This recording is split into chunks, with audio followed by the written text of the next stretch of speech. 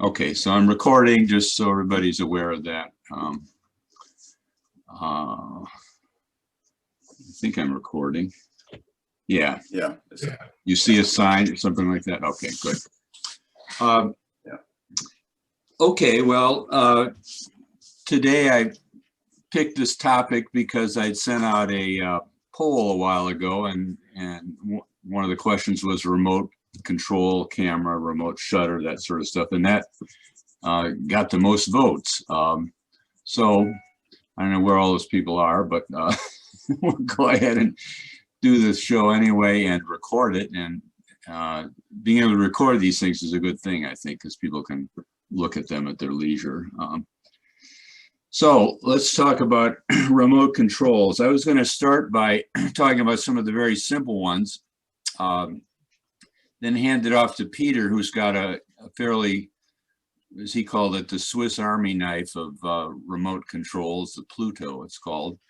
Then John Russell has a few things he can show us about what he does and how he transfers pictures automatically from phones to cameras to phones and so forth. And then I'll end up with a couple of high-end controllers that I've used. They're computer-based or iPad-based things that can control your phone. And they're really good in some situations. They're sort of overkill if you're just taking a picture of your family. But if you're doing some other more exotic things, they've got some nice features. So we'll end up with those. So I thought I'd start just by talking about the very, very basic stuff. So over the years, I've collected some really simple triggers. And I guess what I'll have to do is, I don't know why I'm going to mute every.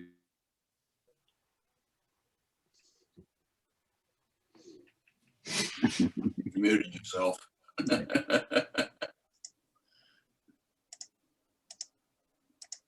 I can remember how to do that.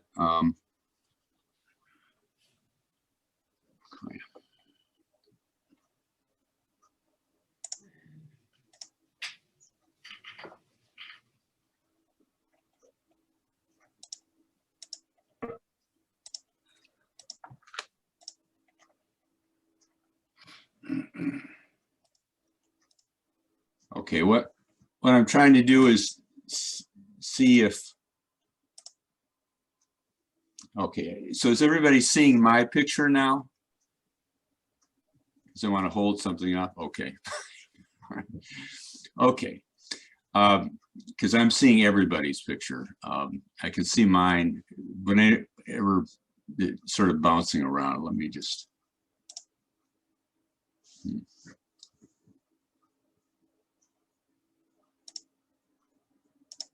All right, well, I'm going to assume you can see this, not that it's all that exciting. This is a sort of the prehistoric version of remote triggers. It's an old Canon infrared trigger.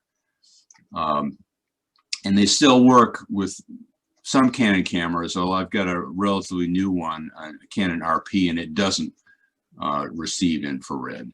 But this thing, would trigger the camera. It just did one thing. It pressed the shutter button, basically.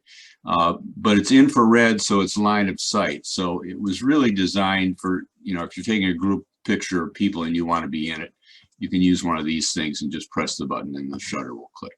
But that's about all it's good for. If you're standing behind the camera, it won't work. If you want to use it on a tripod, which is a common place for trying to use a shutter, you've got to reach in front of the camera with the shutter, make sure you're not getting in the picture and push the button. So limited utility. Another simple option is a wired remote. That's what this thing is. It's also just got one button, basically. The other end is a connector that plugs into most cameras. And this thing only lets you get about 3 feet away from the camera, but it does let you stand behind the camera or on top of the camera or wherever you want. You just push the button and the shutter releases. So a little bit different. A little more exotic is the wireless shutter. I've had one of these for quite a while. Unfortunately, I've lost the other part of it. The way these things work is there's a receiver. This is the receiver that sticks on top of the camera. It's got a wire that plugs into the remote trigger thing. And then a separate device, which I've lost, is a little transmitter. So it looks like a tiny little radio with an antenna. And that has the advantage that you can be much farther away. Whatever the range of that little tiny radio is, probably 50 feet or something like that.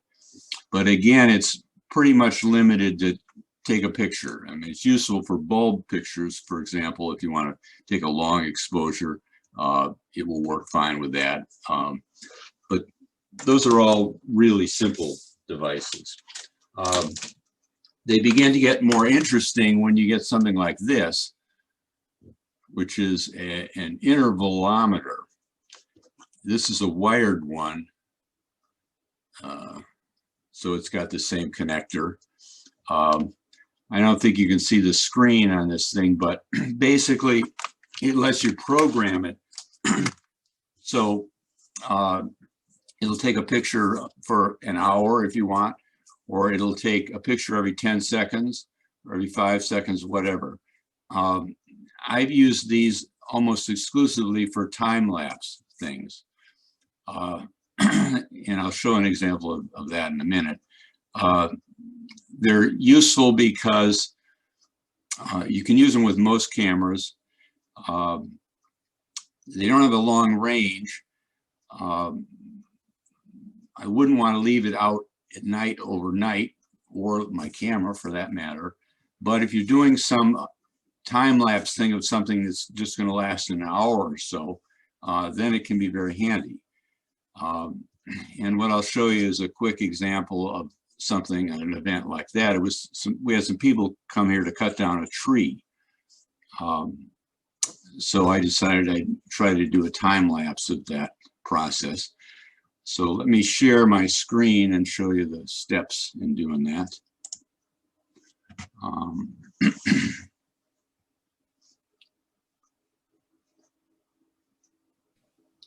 How much do they run cost-wise? Actually, forgot I was going to show you this, but I'll show you.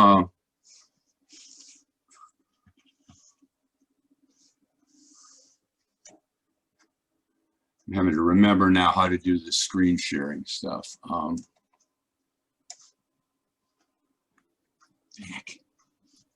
Should be the center bottom of your screen. Yeah, It should be I marked did that. off. Now I'm trying to find the right.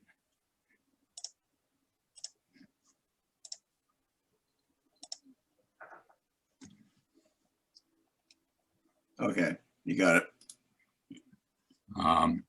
Are you seeing an Amazon page? Yes.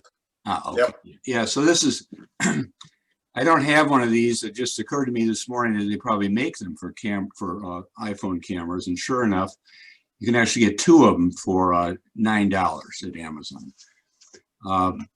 Another option, the ones that I've been showing are, I get those mostly from B&H, and they range now for anywhere from $25 to $100. $100 is for a pretty good interferometer, a wireless one maybe.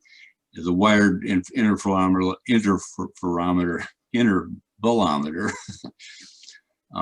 is about $50. So, okay, so let me go back to find the screen that I really was going to show next.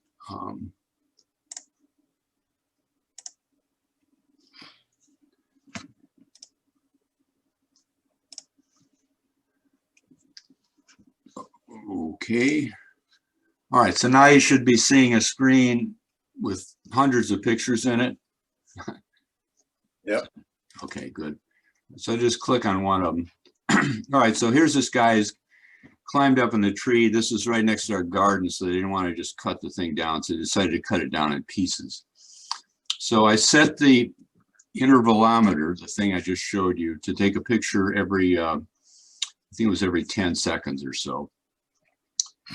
and ended up with this big collection of pictures. So now I'll show you what I did with that.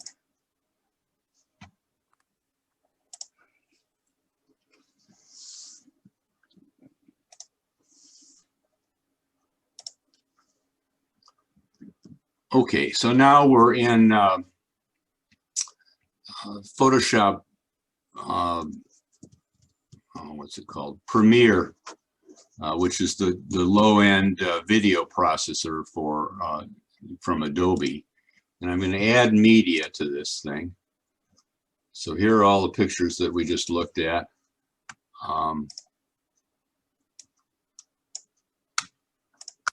We have to do is select them all. Then it puts them up here in this media window. I'm going to select them all again because I want to add them to this movie. Just drag them down here to the video thing.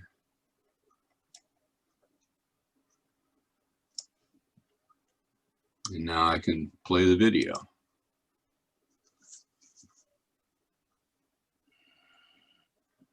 So you see what he did is climb up a ways, and then he's cut off some of the small branches. Now he's going to go up, and you can't see him. Well, sometimes you can see him falling, but he's cutting the branches off. The tree's getting shorter. I don't know what this is. I think it's sun glare or something. But anyway, this, you know, was a really easy thing to do and an effective way to use that intervalometer. So, okay. So I think we're back to just the regular screen. Let me clean up that. Yeah, so that's, you know, again, if given the right scenario, that kind of a simple intervalometer works fine, and it's especially good for a short duration thing outdoors, because you don't want to leave anything out there for very long, especially not a $1,000 camera. Okay, so I'm going to turn things over now to Peter. He's got a more elaborate intervalometer or trigger that he can talk to us about. So Peter, I'm going to unmute you. Try to.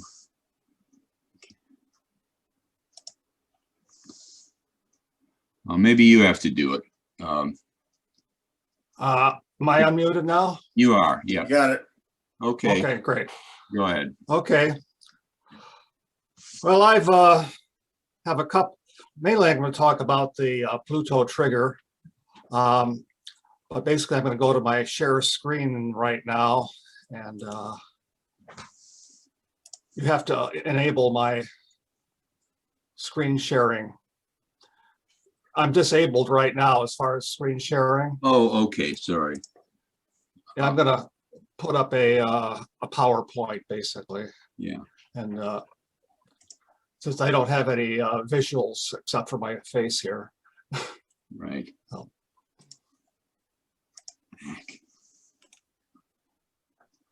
I'm still disabled.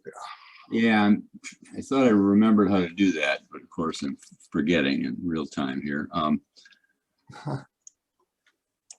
thought it was under participants. Okay.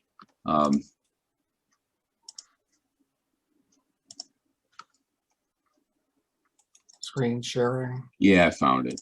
Okay, it should work now. Okay, this one right here. Okay, I figured the best way to do my presentation was a PowerPoint, because I've got stills and one video, and I didn't have a good program that would do the video, except for I thought PowerPoint did the best job. So we'll just go from there and start my impromptu slideshow here. Start from the beginning. Before I get into Pluto trigger, I'll just show another remote that I have. It's a infrared emitter. That right here is the handheld thing, and this little device hooks onto your camera, and there's a cable that goes to the camera port, and this is battery powered, and this is also got a battery to it. It's a fairly simple line of sight thing. Being infrared, you have to have the emitter and the transmit emitter and the other. Oops, too far here. Let's go back. All right. But it works pretty well, and you can do a single shot or a multi-shot or a bulb shot and time. It works particularly well if you have sort of a time exposure on your camera and you don't want to mess everything up by touching the camera at all. But I usually use it at close range, a couple feet. Well, let's get back to my main attraction here, the Pluto trigger. This is a multi-purpose trigger hardware. It's about the size of the palm of your hand. This is the top view right here. And it has various ports. Mainly you have to hook up this guy, number 2 there, number 3, I should say, to your camera. And it will interact with the, you hook that up to your camera, and you control the thing with your smartphone via Bluetooth. So it's disconnected. You can be anywhere. Well, it's the Bluetooth range, and control the trigger. It's got a charging port, and there's, in addition to all the different sensors it has, you can put auxiliary sensors in, but I haven't done any of that. In fact, I've only used the Pluto trigger for one particular purpose out of its, I think, 24 different modes of operation. The top view is a microphone. It has, it responds to sounds, and you can manually use the Pluto just by pushing a button on top there and trigger the camera. On the side of the Pluto, there's various sensors here. Laser light sensor, basically it's a photoelectric sensor that responds to light. Middle infrared sensor, that's particularly good, you know, if something's trying to cross a path, and it'll hit, the sensor will sense that and trigger the camera. And it has the infrared emitter, so the two together, power switch there. On the right hand here is a sample screen from your smartphone for controlling the Pluto trigger. It's got a basic intervalometer that it's done through the smartphone instead of a hardware device, and you can set duration of how long you want to do a time lapse, how many shots you want to take, how many seconds between the shot, and how long you want to wait before you start the whole operation. And before you have to get things started, you have to press this button right here, number 5, that gets the whole thing going. At some point, you have to hook up the Bluetooth, which works pretty well. It has lights flashing on top to show you that you're hooked up, and so that's it works. That part works pretty well. With time lapse, it has this function called bulb ramping, which is particularly good for doing sunrises or sunsets. And here's a definition of bulb ramping. By changing the camera bulb exposure, and you can get a transition from bright to dark or vice versa. If you ever try to do sunset without bulb wrapping, all of a sudden you either goes completely dark really fast or gets so bright you can't see anything. So this changes the exposure in increments, but you have to kind of figure out how the increments are going to be, how long the sunrise or sunset's going to last. And they have a program in there that helps you out with that. In addition to regular intervalometer, oops, let's see.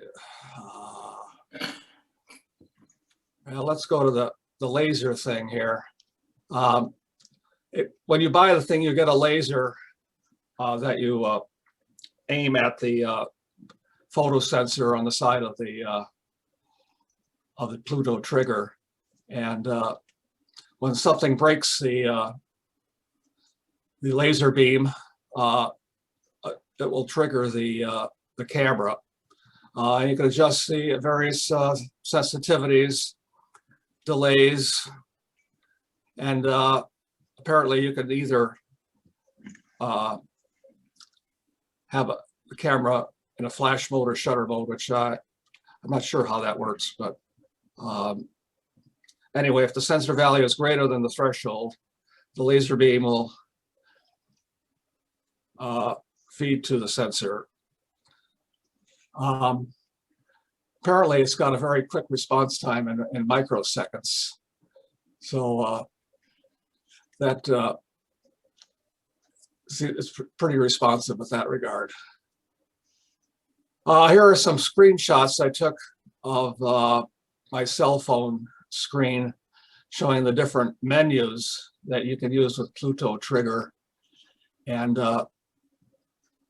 it will, you can do an HDR thing, up to 19 photos, and you can bracket, you can change how much you want to bracket and how many shots, and where the beginning would be. This would be 1 second there, I guess.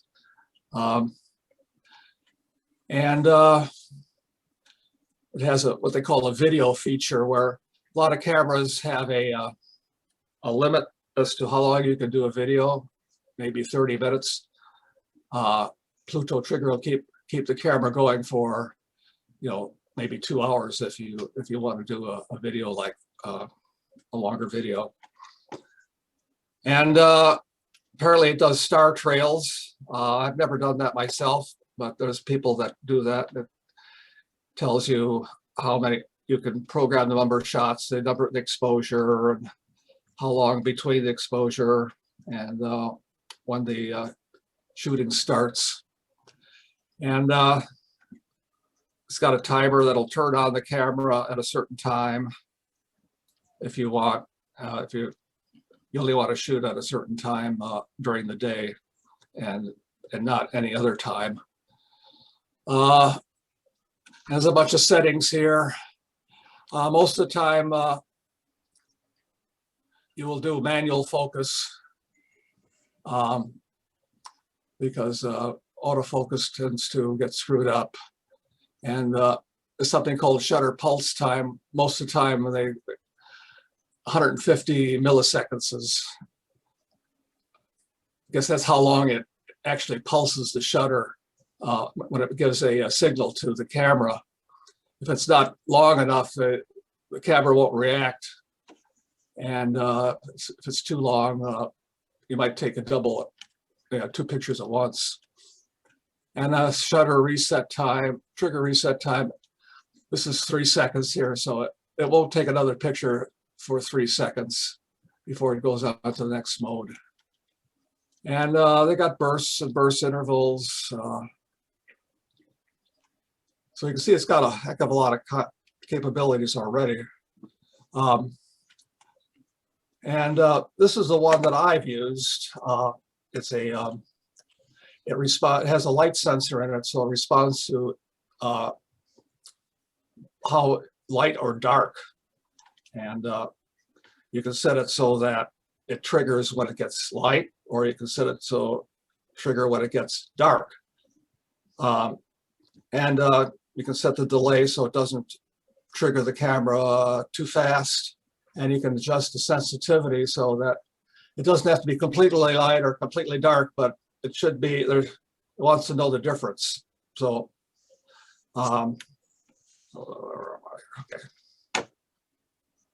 So this is what I used it for, and it takes a little bit of fiddling around. Sometimes you'll take a picture when you the wrong time, but after all, you get the settings right, and it works pretty well. In addition to all that, you can use various sensors, like sound. Sound is pretty similar to light. That, you know, light, loud sounds or soft sounds could trigger the camera as well. But you can do both or several of them. They call it fusion, and either an and or an or situation. You can do, it has to be loud and bright before you can actually take a picture, or either could be loud or bright and take a picture. So that's a nice function. I haven't used it. And it's got some,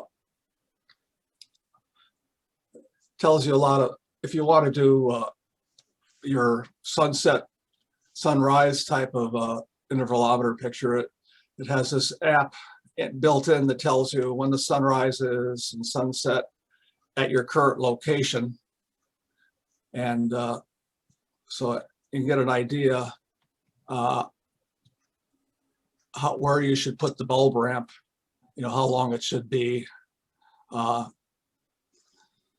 Probably best to do it the day before to get it right, because if you have to do it on the spot, you'll probably get it wrong. And it has How the does it know stars. your location, Peter? Yeah, it says Traverse City right there. That's something built into your smartphone. Your smartphone knows where you are, pretty much. So Yeah, You so let it's it, yeah. reading it from the phone. yeah, so that's pretty handy, because you know, you never know where. You don't have to look up any tables. It's right there, so you can plan your shot based on the solar calculator.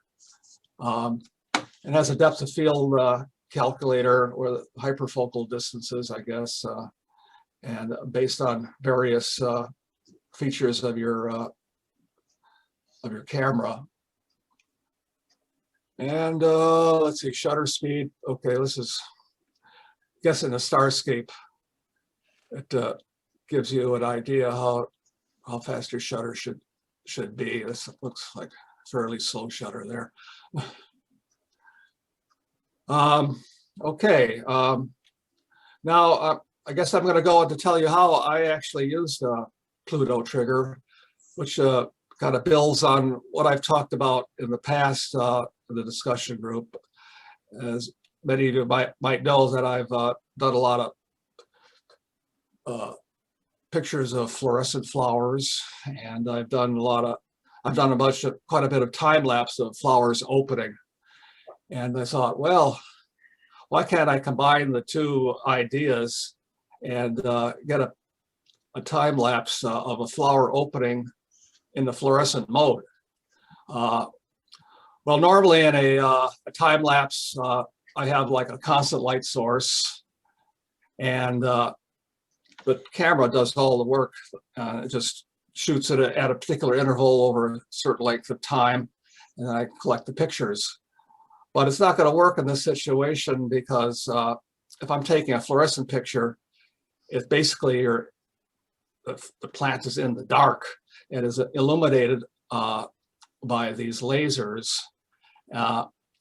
and you can't keep that situation going for very long. One thing, the plant won't like living under that situation without any light, and the lasers wouldn't like it, because they have a duty cycle, you know, maybe a few minutes or so. They would burn out after a short time. So you have to find some kind of alternating light dark pattern going on to achieve my result. So that's where the Pluto trigger comes in. It can trigger the camera based on whether it's dark or whether it's light. And but first of all, I had to be able to build a alternating light dark environment. And the first thing I had to do was buy a timer. These are just a regular, it's like a $20 timer you plug into an outlet.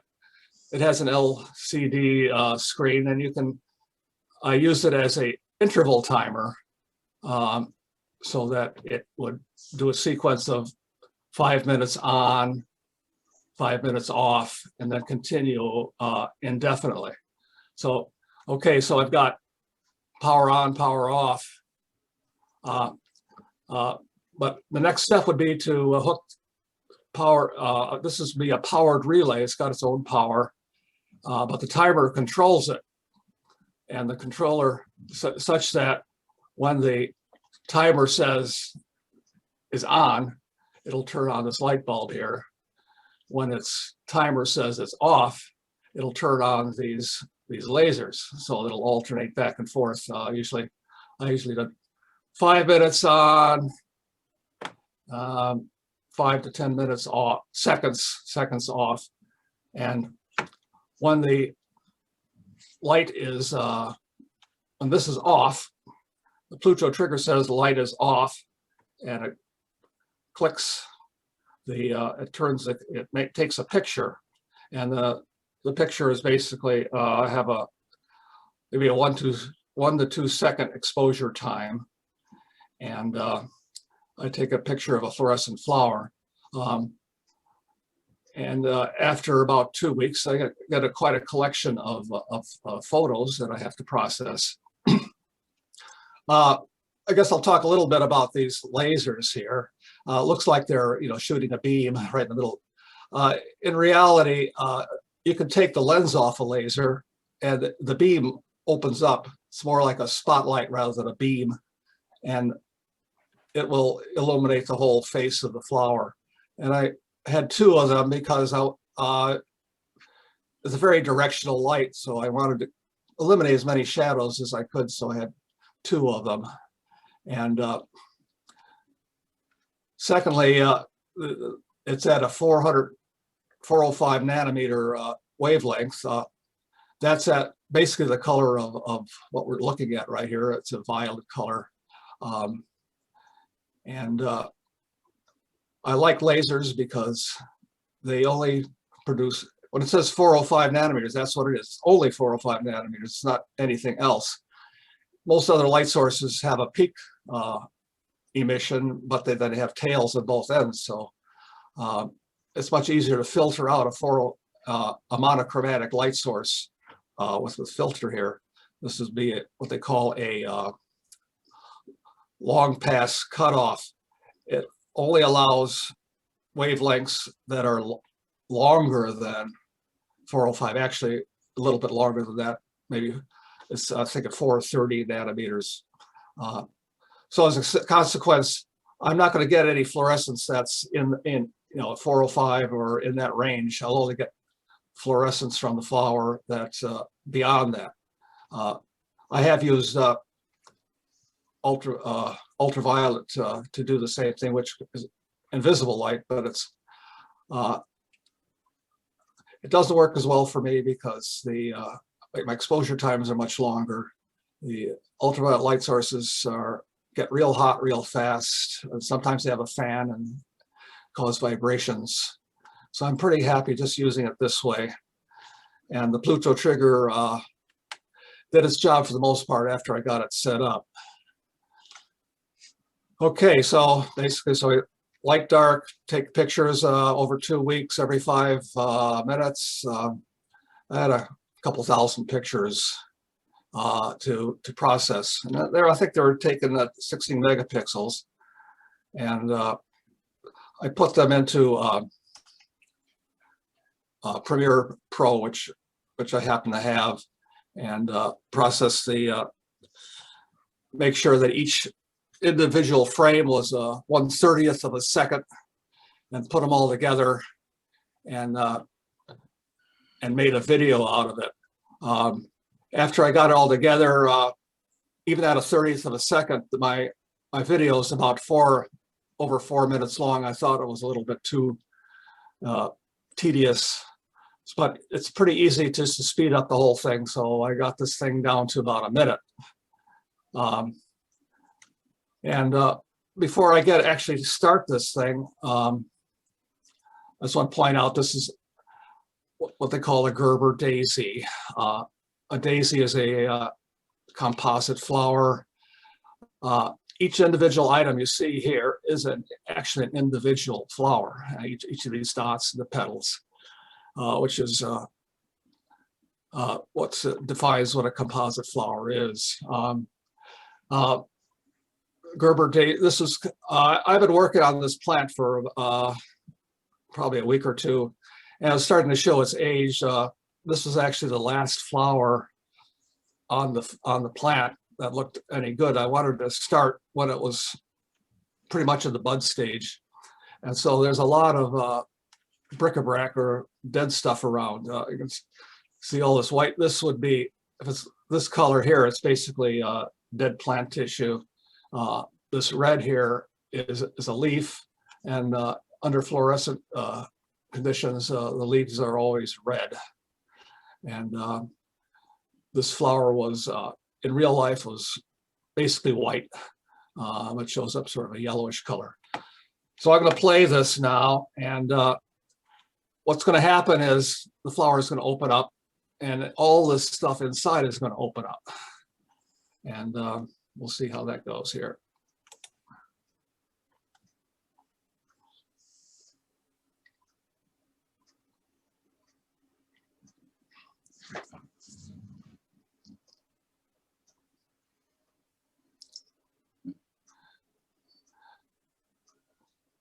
Right here are the female flowers.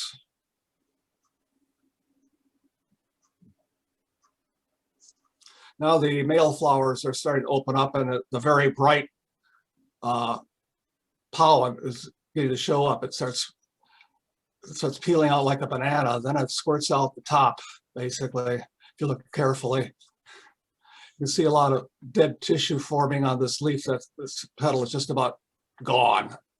There, it dropped out. And they're opening up sort of from the outside to the inside. You can see how they're all opening up. This is over about a 2-week period. See some of the pollen kind of spreading out along the edge there. And that's it. Okay. Oops, stop. So that's what I did with Pluto trigger. That's about all I got to say. If there's any questions, I'll be happy to answer them. So how much is the Pluto trigger? About 100, in that range. Amazing. There are a few other things you can do with it. It has a water drop kit, or if you're interested in photographing water drops and splashes, it'll do that for you as well. That's an extra cost, but it's not very much. Huh. Yeah, it's been around for a few years. I don't think it's changed much. It's probably reached done as much as it can do. I should have mentioned that while I was doing, let's see, the trigger and the camera, they run on batteries normally. I had to basically plug them into constant power because they had to be going for about a 2-week period. So you just plug them both in so they'll stay on the whole period. And I also had a external monitor hooked up, HDMI monitor hooked up to my camera. So I had a screen next to me, so I could basically look at what was going on. I was taking the picture, and I can scroll through during the photograph, the period that I was photographing. I can actually do kind of a quick time lapse on my own just by scrolling through all the pictures, and I could see that if there's something screwy going on, every now and then it would get a little out of sync, and instead of taking a picture when it was dark, it would take a picture when it was light, so I had to remove those from the video, and also every now and then, since the flower was moving, it was a manual focus. I had the flower move her out a little bit. As you see, I would adjust the focus a little bit to make sure that the center stayed in focus, because that was the point of interest to the whole video. Okay, I recommend, I don't know, doing a Pluto trigger outdoor, whether it's how weatherproof it is, I don't know. This was an enclosed box, basically. So I didn't have any external light source. You can buy these portable folding black boxes that has an LED light source on the top. That's what actually it wasn't really a light bulb like that. It was an LED light source. And which is better because, I mean, it's more instant on and off, I guess.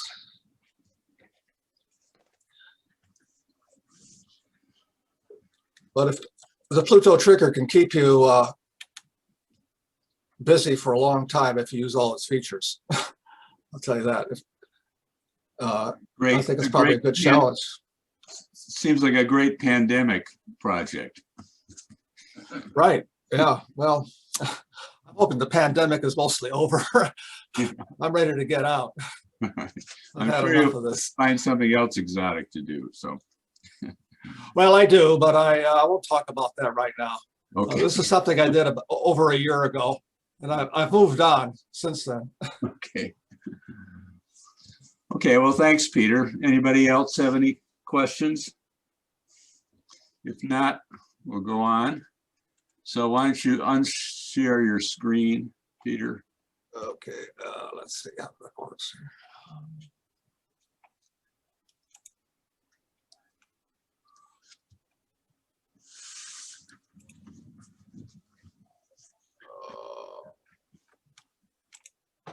Oh no.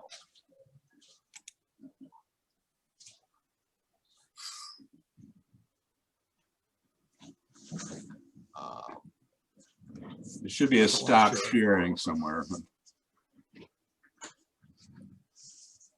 Pause share. Stop share. Okay, there we go. Good. Okay. Yeah, before we go to John, I just wanted to mention one thing. And I was looking for it in my office here, but Peter had said he was reluctant, and I would be too, to leave a high-priced camera out to do a long time lapse. But I, a couple of years ago, bought a device that's a little self-contained time lapse camera, and it's pretty weatherproof. Plus, it comes with a completely weatherproof enclosure. Forgotten the name of it, but I've set that thing out for days, weeks at a time. It only uses, another big feature is it only uses its battery when it's taking a picture. We've had people talk about bird photography and nature monitoring things, and one of the challenges they often have is battery life. But if you get the right kind of circuit, which this little device has, it can turn itself on and off, so its battery usage is months rather than hours or days or something. But you got to have a pretty good reason to buy it. It wasn't terrifically expensive, but and it does a reasonable job if you remember where it is and that sort of stuff. But it's just a little thing you can stick in your yard. Okay, so why don't we go on to John? And John, I'm going to share my screen to show the pictures that you want to show. So let me do that.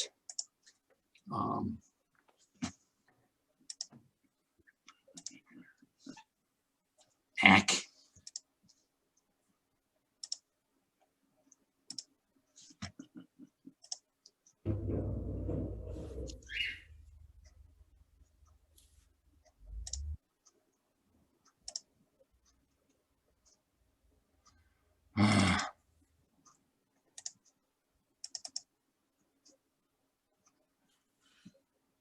We can start with the first frame when you get to that point. Yeah, I pressed the wrong button here. Just give me a minute. Yeah, well, that's fine. I'll chat a little bit. Yeah, go ahead. Back in the late 90s, it became a little easier to do remote photography without spending a lot of money. And the top of the line Nikons had an attachment you could put on the bottom, which was wireless. If you had the receiver app put into your camera and or your computer. This is a D2H, which was a kind of Nikon that they say this will last you a long time. And in 2 years, I've worn the shutter out on it because you find a camera you like and you start using it all the time. The bottom piece there, when you plug it into the camera and you have everything batteried up, light comes on when you turn on the computer. It had a range of 500 feet. The first thing that becomes very, very handy with is like at a state final sporting event, be it basketball or football. The reporter sits up in the press gallery with his laptop, and every picture you take is instantaneously within milliseconds shows up in his computer. Within 30 or 40 seconds, you can have a picture out on the wire. So instead of going from running back to the office, driving 3 hours from Detroit or somewhere to develop film, the pictures were, you could go right to the end of the game. It was very handy. It worked about 80% of the time.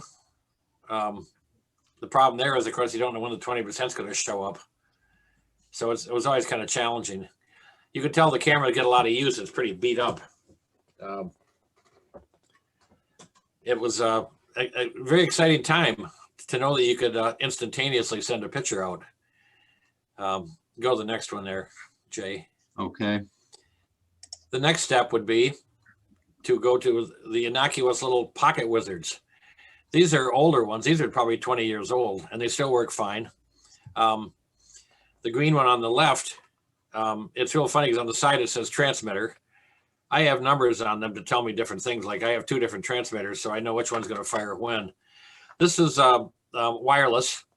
You plug in the right one, which is the receiver, onto light poles or anywhere else you want to use it, whether it's a strobe or anything else. Every time you fire the camera, it'll send that signal almost instantaneously to the flash unit or whatever you're using and fire it off. I've used it with multiple cameras. I've used it with multiple flashes. You can light up a football stadium with 3 strobes. The problem with using strobes is you've got to have the top of the line strobes to plug them in. So, you buy the pocket wizards and then you buy the strobes. And if you're going to do a lot of strobe work, you want to use 3 or 4 flashes. You could have $1,200 in flashes alone. So it's something you have to ask yourself ahead of time. Do I want to light this up with flashes or umbrellas? You can go to the next one, Jay. I think we will have it here. You just stick the transmitter on top of your camera and turn it on. And you always want to do a test run or 2 to find out whether it works. But it's pretty simple. It's very easy to set up. And it's it works 100% of the time if your batteries are fresh. Next one. I use it all the time with portable light systems. This was a AC pause shoot that I did with animals. And you can see that the receiver is about 1/3 of the way up the pole there. And every time you fire the trigger, it fires the flash. It's a very, very efficient and easy way to do. It takes about 5 minutes to set up. I always carry extra batteries with me, so you're always ready to go.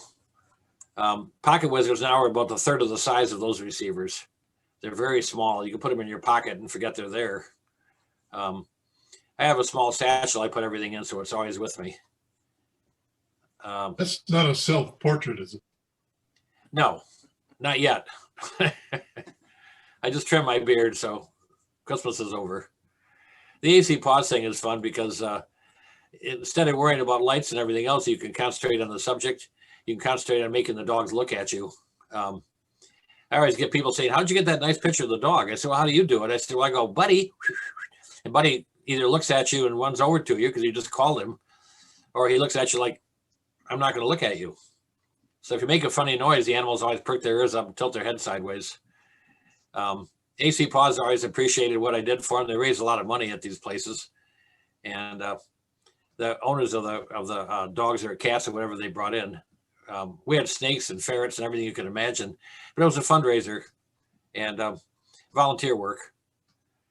So the pocket wizards are still functional, and I carry them with me. They're always in my car. And then you go to the modern era. That's your cue. You see down in the corner there, it says WMU Nikon. This is an app you can put in your Nikon, and it'll help you fire remotely just about anything you've got, iPad, telephone, anything else. You've got to make sure that you have internet connection or Wi-Fi connection, which is almost universally available now. On my iPad, I've got a hotspot there. So anywhere I go, I can use my iPad. Go to the next one, Jay. On the back of the camera, you go into the menu, go down to Wi-Fi, click it to the right, and it'll say, you want to turn this on. You can go one more there, Jay. This is real simple. You just have to remember to turn everything on. It says, select to send to smart device. You have to set that up ahead of time. It'll tell you it's waiting for the connection. When the connection comes on, it tells you you're all ready to go. You have to turn on the network connection. That's usually the biggest thing people do wrong is they set it all up and say it's not working. Well, did you tell it to connect to the network? Oh, so this is probably the most critical spot right here, these three different settings. Okay, next one. When you go into settings, you'll see up on the top there, it says MGTD. You want to click on the selection process here. Go one more. And when you click on it, it starts searching for that connection. And there's a connection right there. They've got 5 bars, 4 bars, whatever it shows. That's the connection to your wireless device, be it a laptop or a cell phone. Both of the subjects, the cell phone and the iPad, have different wireless connections. So they never ever mistake one for the other, which I'm always fascinated by. One more. So once you click on that and you got it operational, you go down to view SSID. Go one more. That's the smart connection. It shows that you're set up on that. That should match what you had in your settings. This is a lot more simple than you think it is. Once you do it once or twice, it's easy. Okay, one more. So when you press the button, you got to go to take photos. You can also view photos in your gallery, either on the phone, on the iPad, or on anything else.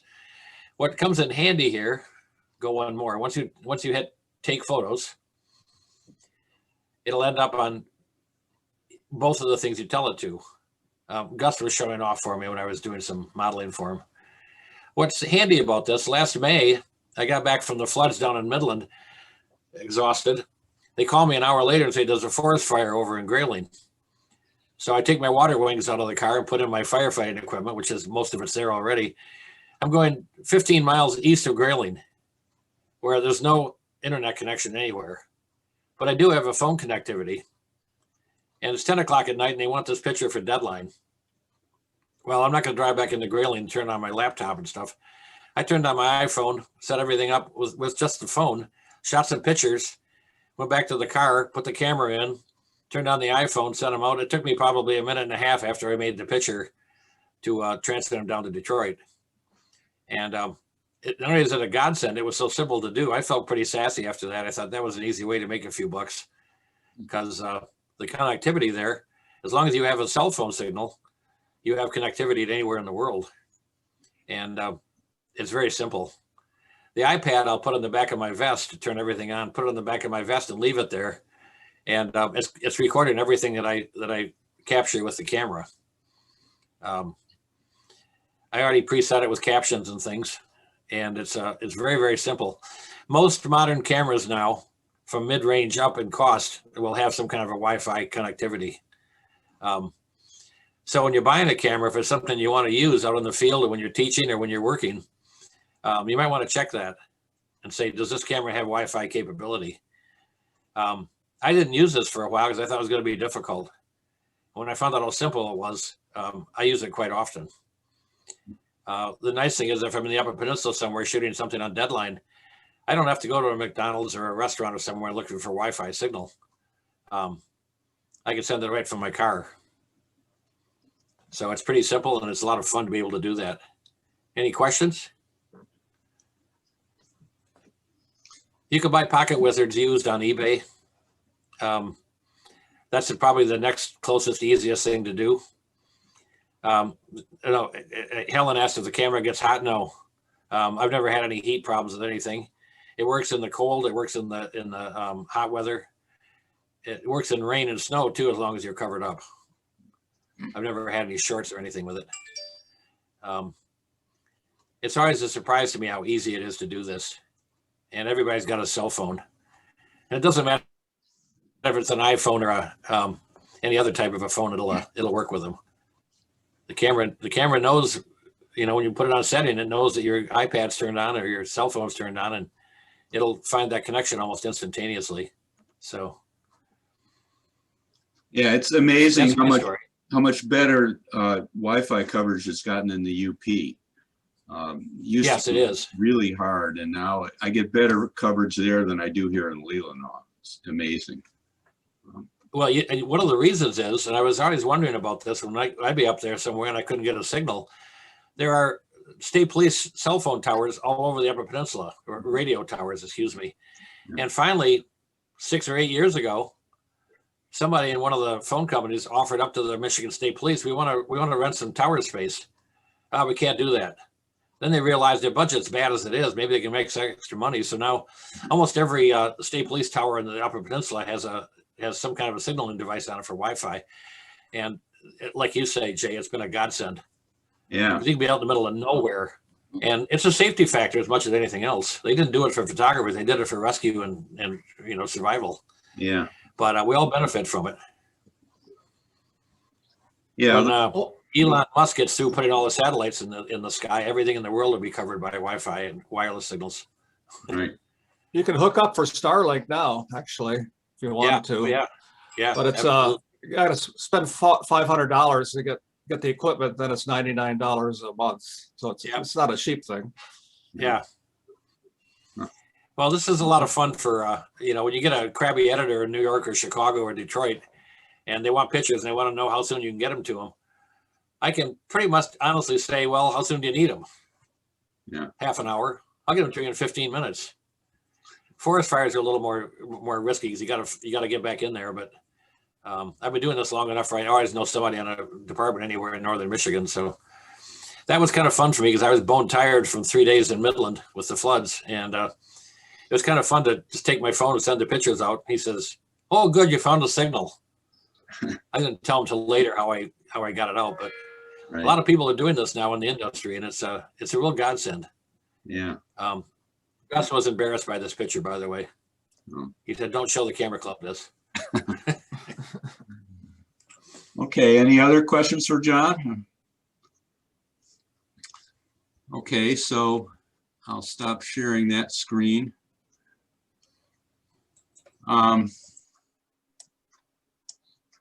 Yeah, all right. So I'm going to talk about a couple things that are kind of similar to what John was talking about. As he said, most modern cameras now have Wi-Fi capability, and that's getting to be I think the best way to control your camera to deal with getting images off your camera like John does onto your iPad or somewhere where then you can send them off to the rest of the world. So I've got experience with 2 systems like that, and I'll give you a short demo of them. What the challenging part about this demo is that the way I like to use these things, typically that they fall into the class of using an iPhone or an iPad to control your camera remotely through Wi-Fi. And I like to use an iPad because it's got a bigger screen, a better screen, And so that's what I use when I'm taking pictures. But I wanted to be able to show you how I do that, you know, on this call. And in order to do that, I can't just hold the iPad up to the camera because it just doesn't work. You don't see anything. So I want to have my screen projected or shared to the computer, and then I can show you that, and we'll do that in a minute. But let me just complain about how hard that was for a minute here. Since you want to use a Wi-Fi system that your phone and your camera share, it's a Wi-Fi signal initiated by the camera typically. You cannot simultaneously have your phone connected to another Wi-Fi system, which is the way you usually mirror an iPad or an iPhone. You hook it up to your local Wi-Fi, and then you can see you can share the thing. Well, you can't do that if you've got two different Wi-Fi connections. So I thought, okay, well, I'll just mirror the phone or the iPad over USB. And you can't do that for some reason. You can do it with a phone. So that's what I'm going to do. So I'm going to show you a phone based demo here. The phone screen is small, and I wouldn't, you know, it loses a lot of the benefits of an versus an iPad, but at least you can see how this thing works.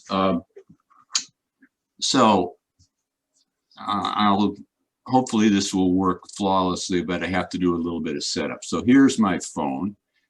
I just got a brand new iPad or iPhone 12. And what I'm going to do is start a program on my computer called A Power Mirror. It's one of many programs you can get that will let you mirror your phone to your computer. Okay, so I've started that thing. I'm going to share my screen and show you this app, which has just started. Okay, so now you should be seeing a sort of a iPhone shaped thing. Does anybody see that? Yeah, okay, good. Okay, so I'm going to click USB. Now I'm going to take my phone and plug it into my computer.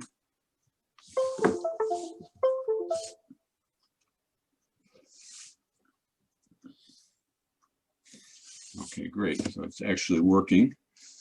So this is the screen of my phone, of course, the home screen of the phone. Now what I'm going to do is connect the phone via Wi-Fi to my camera, my new RP camera. So I got to turn the camera on.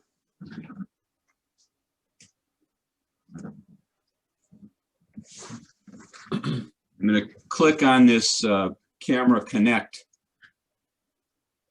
icon on my phone. Okay, it tells me the camera's not connected. That's because I've got to go to settings, and this is similar to what John did. Hopefully my phone will show up here in a minute.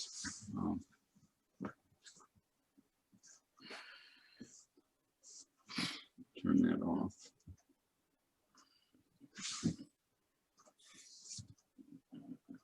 Back.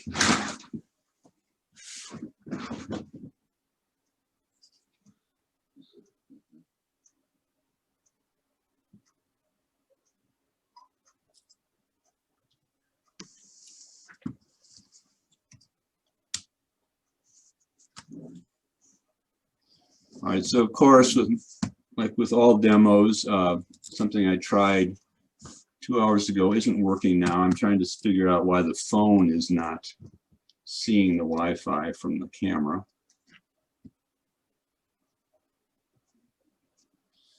Okay, well, camera Wi-Fi is turned on.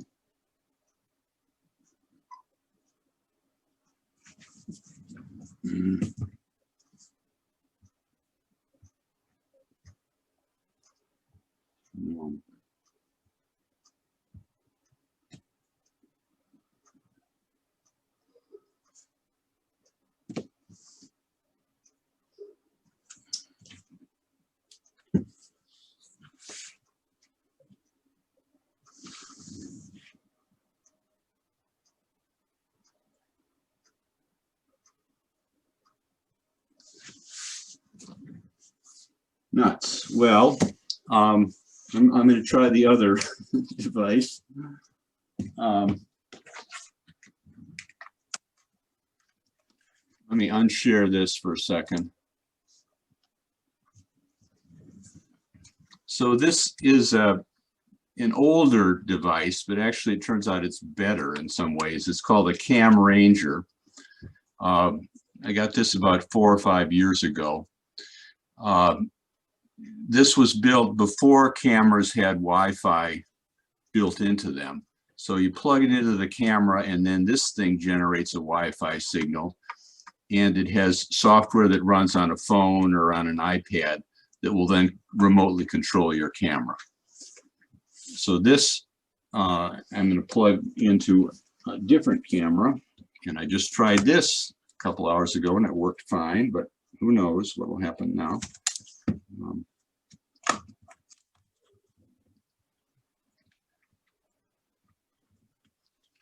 Okay, so I'm just plugging this into the camera.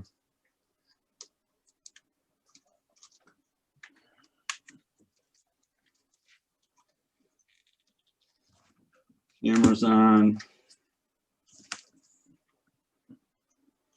Cam Ranger's on. Let me go back to the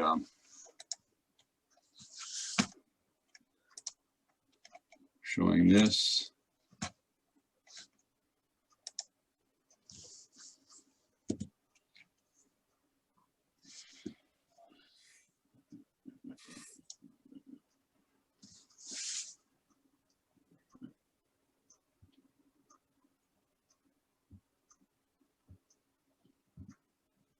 Okay, great. So now actually we see the Wi-Fi network from the Cam Ranger. So I'm going to connect to that. Okay, it's connected.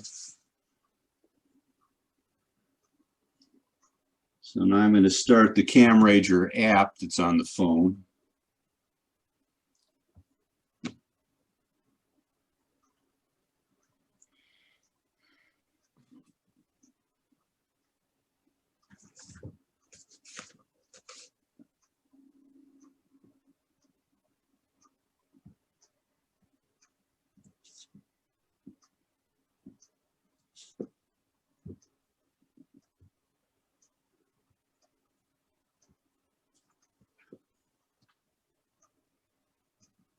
All right, so once again, the demo gods are not happy.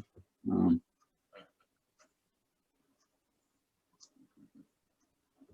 me make sure this is still connected. Yeah, that's fine.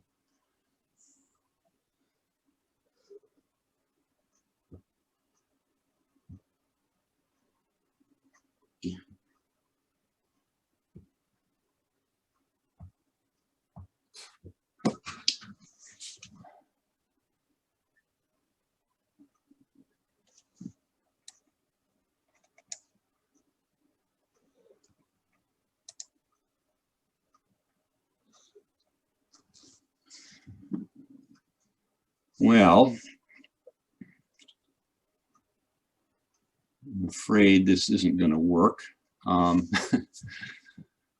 So what I'm going to have to do is describe what these apps can do, and then I'll show you some examples of pictures that I took with the two different systems. Basically, the apps let you control a camera, but much more control than you'd get with a remote shutter. Both the Canon app and the Cam Ranger app will let you change the focus point. It'll let you change the exposure settings. It lets you change the ISO. So it's like having much more of a control panel, a remote control panel on your iPad or on your iPhone. Typically what I do is shoot in AV exposure priority. So I set that and set the ISO. A couple things that neither one of these systems can do, which aren't surprising. They can't zoom the camera. That's a physical thing you have to do with the lens. And they can't change between modes. They can't change to manual mode or to auto, to AV or any of those things. So you have to set that up. But once you do that, then you can take pictures. Cam Ranger has an intervalometer feature, so it will let you set up a sequence of shots like I did with that cheaper trigger. The Canon app, which is free, doesn't have that, but you can do bulb shooting. You can do, set exposures over the range that the camera really does, up to 30 seconds or something is kind of typical. Both of them have the advantage, especially when you use it on an iPad, that you have a live screen mode like you do on the back of the camera, except it's on the iPad, it's a much bigger picture. So you can actually zoom in and see what's in focus. You get a much better representation of the picture. When you do take a picture, as was the case with John's demo, you can get the picture downloaded to your iPad or your iPhone, look at it in detail there and decide, okay, is the focus right? Is the setting right? Do I want to change the ISO? Do I want to change the white balance? I can do all of that through the app. So let me show you a couple of sequences or a couple of examples of shots that I did with the two different systems. And I'm going to share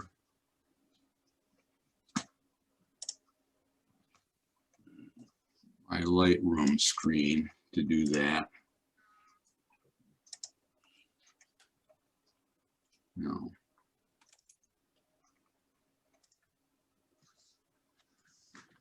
Okay, so now hopefully you're seeing a Lightroom screen.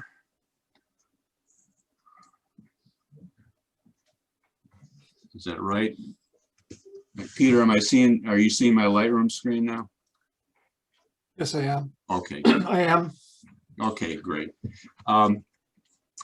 Yeah, so this is with the Canon app, not the Cam Ranger one. And I found this to be a useful thing to use for shooting fireworks. This is this summer in St. Ignace. It was towards the end of the summer, and there's a bluff in St. Ignace that overlooks the harbor. So I set up my camera on a tripod and shot it, at it shooting down towards the harbor and the fireworks site down here. When I first set it up, I set it at 24 millimeters, which is the widest exposure for this particular lens. It's probably too much, and I'll show you that I changed that in a minute or so. But this is the first shot I took, and it's easy enough with the remote control just to type in 60 seconds or just hold it for 60 seconds. Of course, the benefit of this, like with all shutters, is you don't touch the camera. So the camera is sitting on a tripod and takes the picture for you. Now let me leave it like this so you can see the exposure information. So here's another picture that I took. It's a brighter fireworks, it's a little bit shorter exposure. I was kind of experimenting with setting the camera and the camera settings up here. So it's working pretty well, but it's too far away. So I zoomed here. Well, first of all, I moved the camera so we're not looking at that the headlights from another car there.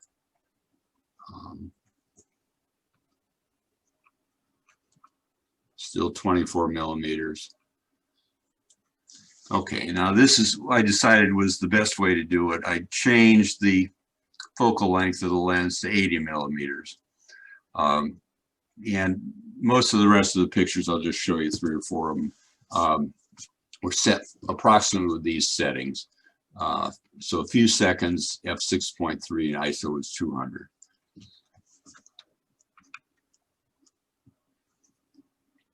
So 5 or so seconds turned out to be a pretty good range. I usually get 1 or 2 bursts.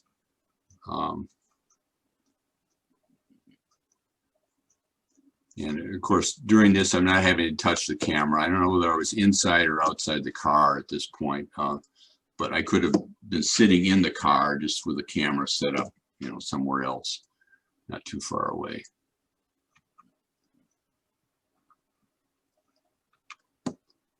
So anyway, for fireworks, that worked really well.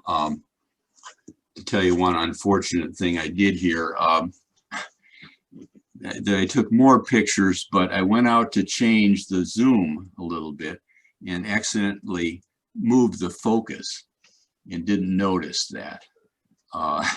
Even though I could have noticed that if I looked more carefully at the iPad screen. But anyway, so I have another 20 or so pictures that I want to show you that are all slightly out of focus. So keep that in mind with, of course, John knows that very well. You always check your settings and make sure that something hasn't happened to screw things up. But anyway, for fireworks, the Canon app worked just great. I'll show you some other pictures that I took with the Cam Ranger, which I still like better because it's got a little more control. I wish I could show you the interface, but since I can't connect, I can't do that. But it's got a nicer interface for changing exposure settings and things like that. Let me describe the scenario that I use the Cam Ranger in. I wanted to take pictures of some hummingbirds that were at a feeder at our house in the UP. But I didn't want to stand outside with a telephoto and try and do it. So what I did was set a camera on a tripod and set it about 6 feet away from the feeder, connected it to the Cam Ranger, and then went back in the house and took pictures. And I'll show you what happens then. So this is sort of a little bit further away view. Here's the feeder, and it's in our yard here. I think I went out and moved the camera even closer because I could, and then went back into the house and took more pictures. I think some of these I've processed, so these aren't exactly the way they came out of the camera. I might have zoomed them in, but you can see that the birds are completely unconcerned about the camera sitting there. They wouldn't have been so happy if I was standing 5 feet away from them. But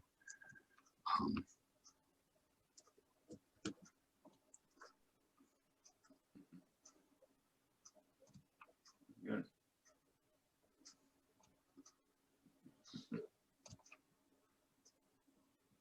this one's probably zoomed in a little bit.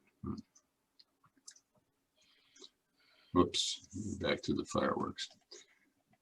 So anyway, that kind of scenario is a useful thing to use a remote trigger for. The other thing that remote triggers would be good for, and I don't do this myself, but if you were shooting at night in the cold, like the Northern Lights, for example, and you had one of these systems, you could set it up and run your camera from inside your car.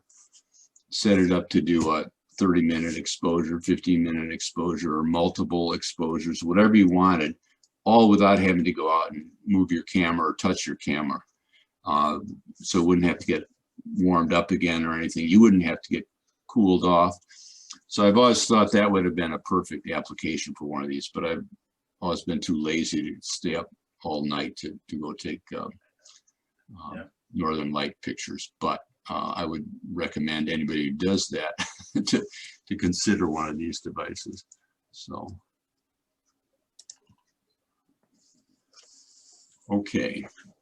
Well, I am sorry that those demos didn't work because it's particularly the Cam Ranger one has a very nice interface and it works really well on an iPad, but you'll have to try that yourself. The Cam Ranger, I think you still have to buy as a separate thing because it's a piece of hardware. It's, you know, it's this thing here. And I think it probably still costs about $100 or something. The built-in stuff, Terry's got a question here. Terry, unmute yourself. Jay, can you hear me? Yeah. Yeah. I had that same Cam Ranger that you do, Yeah. and I did use it in a similar way that you did. We have a little bird bath, and I set the camera up next to the bird bath and sit off ways on the deck taking pictures of the birds, and that really worked well. But my experience was when I tried using it from the car, I think the car interfered with the Wi-Fi Oh. signal. And I also found that I couldn't get that far away from the Cam Ranger before I lost signal or had difficulty with it. And so I kind of gave up on the Cam Ranger, but there's a new version of the Cam Ranger that's come out, which I've read is much better in a lot of respects. I've not seen one or had one. And the other thing that Cam Ranger came out with was a separate device that you could mount the camera on that was a motorized ball Gimbal. head. Yeah. You could rotate the camera, which is really pretty interesting.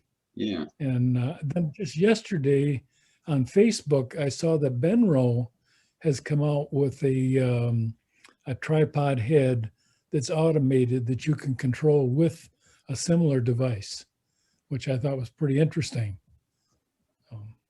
Yeah. Yeah. Well, you can certainly imagine how that works, and I'm sure they'll just get cheaper like everything else does. Yeah, I haven't had that problem with the range of the Cam Ranger, but all I've done is sit in a car with a thing, and then these bird pictures I took, I was actually in a house, probably 20 or 30 feet away from the thing. But yeah, I'm sure there's a limit, and it's getting better with better technology. Yeah, this is Rick Kane. I had the original Cam Ranger like you did, but I also purchased the new one, and the range is much better. And I also have the remote control system that works very well with it. And what I use it primarily for is macro photography, because you can focus with the iPad screen, and you can set the start point and end point and the number of interval shots you want, and then just click it and walk off and leave it. I believe the other thing that the new version has that I haven't used yet is a video mode, so you can actually remote control your video functions. Oh, good. Well, the last thing I need is another gadget, but that does sound pretty compelling. Yeah. Huh. Yeah. So the macro stuff you're talking about, does it do the focus stacking itself? Then the Cam Ranger changes the focal length slightly, or Yes. yeah. Okay. Yes, it works very well on that. Yeah, focus stacking is a good thing for macro stuff. Yeah, it's built into my latest camera, but having it in the Cam Ranger thing might be a little easier to use and easier to set up. So, and also yeah, what works real well is if you're really close to something, right. you can actually adjust the focus very precisely at the start and the end, and then just set your intervals. So it's very easy to see and operate. Does it change the focus in the camera, or just adjust the position of the camera versus the object being photographed? In focus, camera in focus. So I use it on a Nikon. Is it designated for just any camera or certain cameras? You'd have to look at that. I think it covers the main cameras, but I'm not sure the wide range. I just use it with a Nikon. Yeah, I think it's probably would work with Canons and Nikons. I mean, for all these apps, you can use touch and focus, on your screen. So you tap on the iPad at the focus point, and the camera reacts to that the same way as it would if you tapped on the live view screen. So I think it is, you're right, Rick. It's really changing the focus in the camera, which is what you want to do, of course. And then, so Rick, do you do focus stacking then to merge the images together? Yeah. I'll set it up. Maybe I'll take 20 or 50 images, and then I just pull them off the card and stack it in Photoshop. Right. Good. If you have back button focus set on the camera, do the app still focus the camera? Yeah, I think so. I have back button focus set on my cameras. And yeah.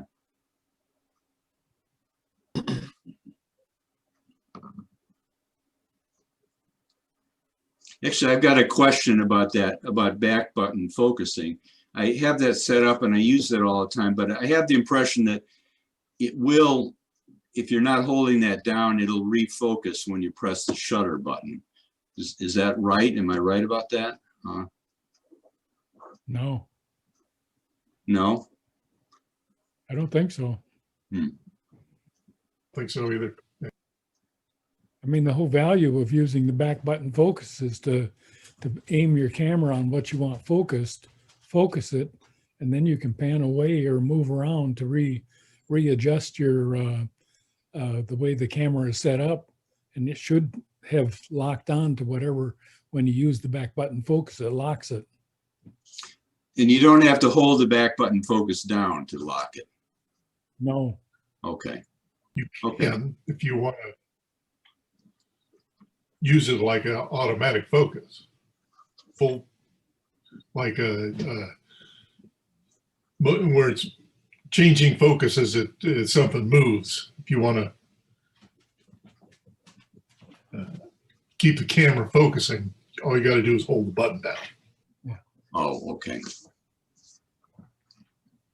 Okay, well, I must have gotten confused somehow about how I was doing that. I mean, it works the way I expected it to, but I was starting to get nervous that it was resetting the focus. I haven't noticed it doing that, but I wondered why it wasn't. Okay, so it's an either or. Either it's focusing with the shutter button or it's focusing with the back button. Yeah. Okay, any other anecdotes or questions about remote control cameras or things like that?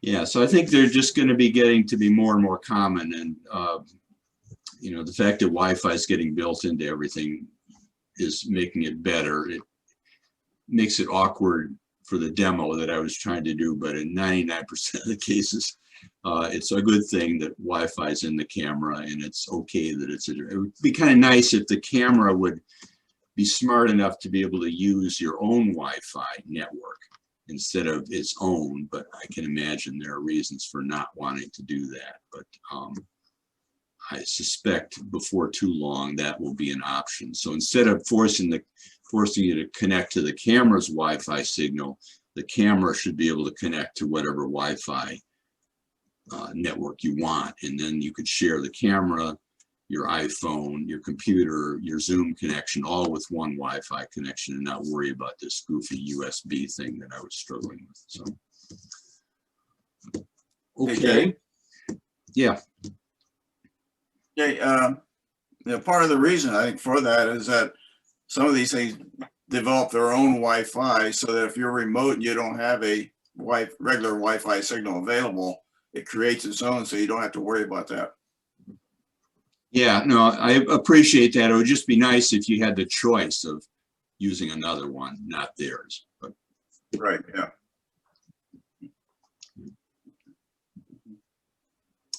okay. Well, let me change the subject slightly. So I always struggle with what's the next topic of the discussion group going to be. And I sent out that survey a month or so ago and got some good feedback from that. But one of the most interesting things I got was a suggestion for a topic that I hadn't put on the list. I mean, I got feedback and I could look at the list and prioritize that. But since I've got you folks here, let me tell you what I'm thinking about for the next one, because it was suggested by us, you know, in one of the open-ended questions. The idea was to have an open discussion or open-ended discussion of questions that people had sent in. And the idea would be that I would send a notice out saying, okay, the next discussion group, we're looking for questions that you'd like the discussion group to discuss.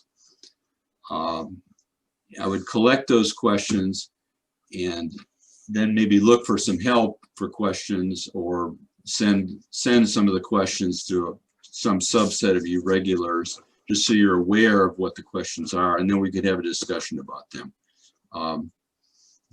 Does that seem like a good idea or a bad idea? Any feedback on that? I think in the past, when we've done that, had an open discussion, we've had a lot of interesting things come up. And it's been amazing, the diversity of where we went with that. I think they've been very successful. Yeah, I'd endorse that. Okay, good.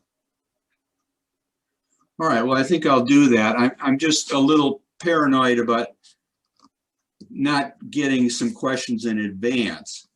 I was worried about, is there going to be enough stuff to talk about in the meeting? Personally, I'll feel better if I have some questions, so I'll do that. The other interesting suggestion, which I think we had done 3 or 4 years ago, but we could either do it separately or add it into this meeting. And I'm kind of inclined to add it in to this next meeting, because then there would be another way to fill up the space if I needed it. Anyway, the suggestion was to list or talk about good online resources for a variety of things. Things like printing, tutorials, explanations of different things, question forums, things like that. And I know I've got 3 or 4 things that I like. Would it be worth soliciting, again, in the same survey, people's suggestions for online resources and finding out if they'd be willing to describe them in a few minutes? Good I think idea. that'd be excellent. Okay. 'Cause we all got different things we're doing. And Yeah. there's a lot of resources out there. Which are the best? Yeah, and I thought a benefit of that would be we could actually make the list and then put it on the website, so people could look at it if they didn't happen to be at the meeting. So, okay. All right, well, we've got a little bit of time. I'm happy to stop early unless somebody has some question they'd like to pose to the group or tell us about something other than their pandemic shots. Anything else going on?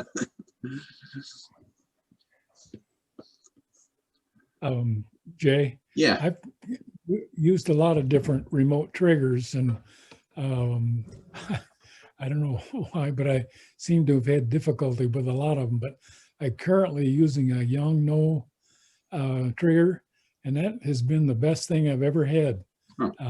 It's not very expensive, but it's been very reliable, and I've been amazed at how far I can get away from the camera and still get very good use out of it. So it's just. so is it a radio system that talks between the trigger and it's a receiver?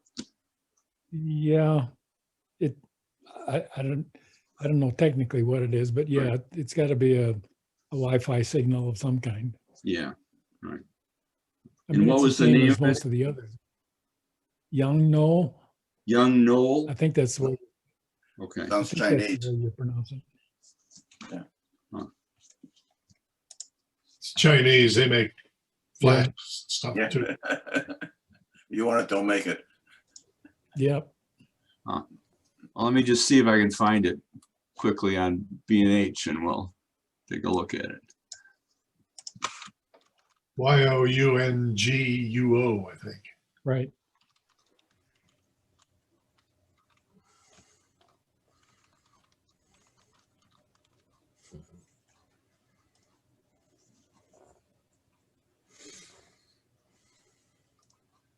Well, you're looking there, Jay. These sessions have been very helpful, very Oh, good. informative, and we got to find a way to get more people to get involved in them.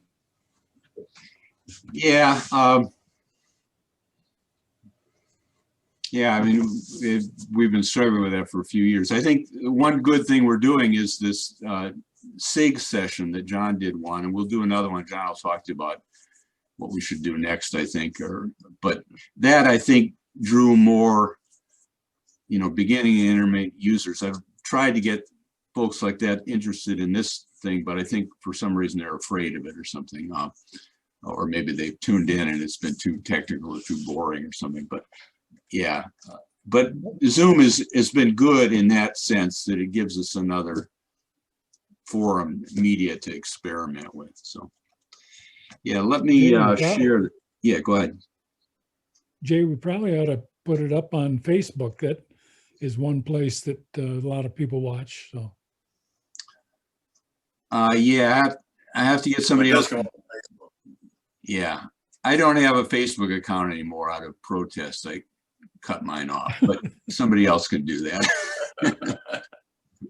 That's a cost. Yeah.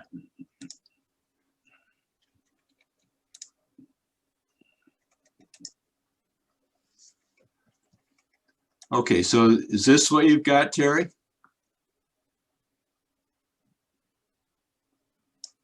yep. Yeah, okay. Well, it is pretty cheap. Huh. And it's been the most reliable of any of them I've ever had. Huh. And the other thing about it is that typically you mount it on the flash on the top of your camera. But the thing is, with this, it has a shoe on top of it, so you can actually mount a flash on top of it. Or sometimes I just let it hang off to the side and then still have the flash on the top of the camera to use. And that's been nice. Yeah. Interesting. So this picture looks like it's two identical units. Is the transmitter? Yeah. Yeah. They're either or. I mean, it doesn't really matter. You just have to have two of them. Oh, okay. So they talk to each other and yeah, they can, yeah. Yep. Huh. And there's a switch Yeah. to turn it on and off on the side. Yeah. And it has lights on the back of it that light up when you're using it and when it's triggering. Yeah. Yeah, range of 328 feet. That's Yeah. big. I was a little surprised when they're that precise, but Yeah. I don't know that I've gotten quite that far, but I've been a fair distance away from it, and I've been surprised at how well it worked. yeah. I mean, I have had a lot of the Velo, and I can't remember some of the other names, but they all seem flaky and never worked very long. 328 feet is 100 meters, so that's what they're. Oh, okay. Good. That makes a little sense then.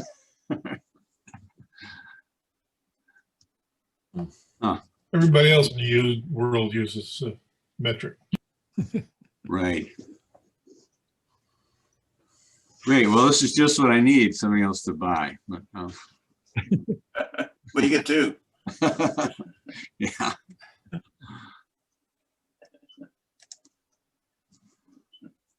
Okay. Any other topics somebody wants to squeeze in? Yeah, let me just, I keep showing pictures once in a while, but let me get this lens that I got a while ago because it's really interesting.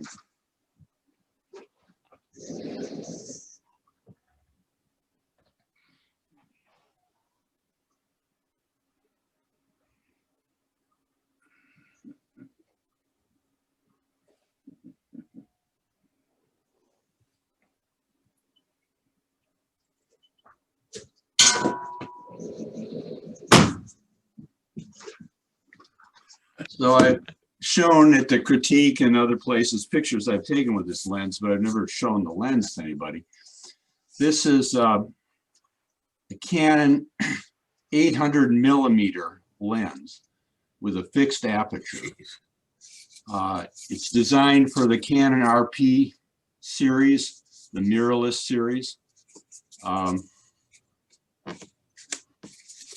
You actually, to use this, you stretch it out a little bit more. So now let's see how big it is. But it's remarkably light, mostly because it doesn't have to worry about changing the aperture. That also makes it cheap, relatively speaking. So this is only $900, I think. There's a 600 millimeter that's like $100 less or something. But What is the aperture? F16, no, F11. Yeah. So it works best, of course, if there's quite a bit of light. But if you've got a tripod, you can overcome that, you know. If you look at reviews of it at B&H and you see sample pictures, nature photographers can shoot handheld with this thing without getting extremely tired like you would with a, you know, a normal Canon high millimeter lens. Probably, I don't know how much they weigh, but they weigh a lot, and they're hard to hold steady. This thing is, I don't know, it might weigh 2 pounds or 3 pounds or something. So I don't think I could hold it for very long, you know, up in the air, but you could hold it and it's light enough that it's, you know, easy enough to theoretically anyway, if you had enough light. Yeah, John, go ahead. You have to unmute. Two things to overcome that. Number one, use the monopod, a single leg. Right. That's also a good crowd control. Mm-hmm. You know, you can poke people in the butt in crowds and they move out of your way. Number two, you can just put your ISO up. You know, I like to shoot at 200 a lot, but there are times with my 500 millimeter, it's fixed aperture f8. It's a mirror catadioptric lens. I pump up to 800 ISO, even on a bright overcast day. There's absolutely no grain or any kind of a problem with that anymore with the modern cameras.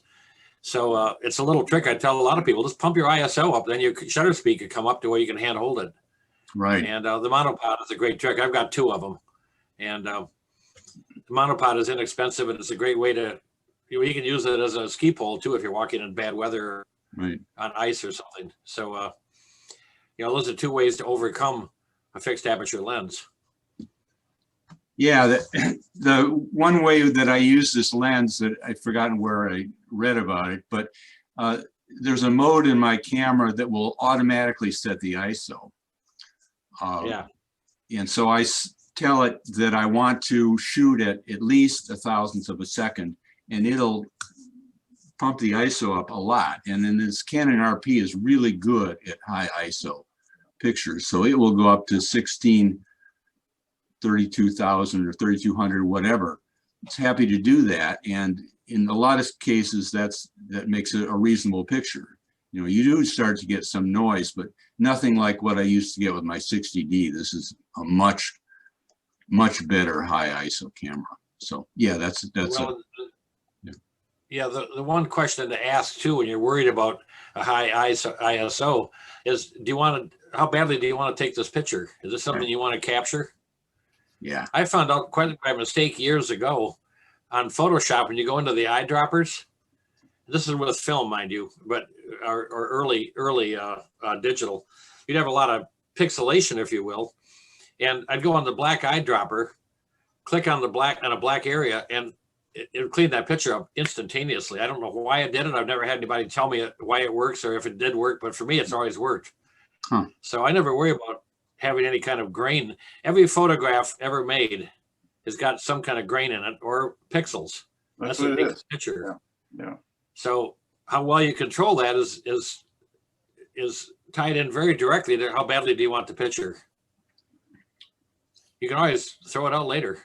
Right. Yeah, there's some third-party software that cleans up noise really good. Yeah. Luminar, I think, has one of them. Yeah. On one, I think, has one. Yeah. Hey, Jay, Yeah. since you showed yours, can I show mine? Sure. Yeah. It's I got the Canon mirror. Yeah. But I bought it like a package you did with the 24-105 lens, which is a terrific lens. But they came out with this other lens. It's a 24-105 by 240, Oh, yeah. and it's just built right in. And I've taken long range handheld photos with it, just very, very precise. And it makes it very flexible for walking around, taking pictures. You really get the range. Yeah, one of my favorite fine. lenses is the 28 to 300. Wow. And on my Nikon, it's a full frame camera, but I can also set it at 1.2 or 1.5 as it would match the size of the chip. So I can go up to 450 millimeter, and I don't change anything other than the settings on the camera. And that lens has already been in once for a repair. We clean it up because I use it so much. It never goes off one of my camera bodies. The 28 to 300 is like 7 different focal lengths in full frame. Right. And it's a real gift for walk around stuff. The flexibility is terrific with those. Yeah. Yeah, I've got a Tamron that I like. It's 28 to 400. It's not as sharp as I would like, but it's really versatile. So if you're not sure what you're going to be doing, it's nice to have that range. So, yeah, and Jerry, I've been looking at that lens that you just bought and trying to resist buying it, but For $600. Yeah. I mean, $600 is a lot of money, but for a camera accessory, a good lens, that's very reasonable. yeah, what else are we doing with our money these days anyway, right? So Need more stimulus. You can't go to a restaurant or anywhere. I guess you could now, but you can't travel. Yeah. buy a tank of gas. Now the prices have jumped. Right. Yeah. Very good. Well, good job today, Jay. Yeah, That was very interesting. Thank you. it's Okay. always good. All right. Need more Bye, of these, Amy. and that's it. Yeah. You all take care. Stay safe. Get your Okay. Enjoy the shots. Northport. Yeah. Bye-bye. Bye. Bye.